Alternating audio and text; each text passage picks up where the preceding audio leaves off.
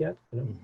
And this might be an odd question, but what were your feelings around having those feelings? So in other words, we're often our own worst critic, and hey, you shouldn't be feeling this way, or why are you still feeling like crap? It's been 60 days or whatever. And the reason I ask is because oftentimes we don't give ourselves the grace we grant to other people. And so somebody that's going through any kind of traumatic event, we're very quick to judge ourselves in terms of how we should be feeling. So what were your feelings around how you felt, if that makes sense? Yes, I didn't accept the failure, the feelings of failure. I didn't think I deserved it those first few months and years because of the fact I didn't rescue Harold. I didn't believe at the time. And plus I wasn't educating myself at that point.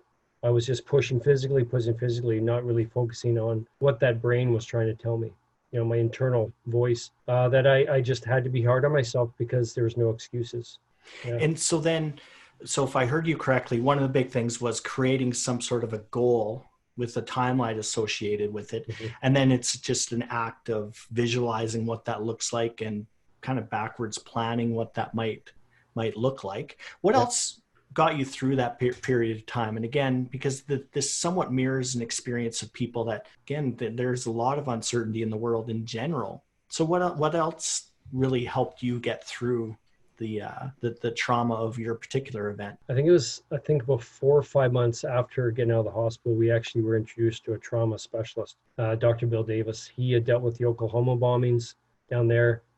He dealt with 9/11. He was with the FDNY for over a year. And luckily, he was actually from Winnipeg, and he was here, and they contracted to him. And just a few sessions here and there just to see where we were. We actually went for another member that was involved. And then by the end of that session, we all had appointments.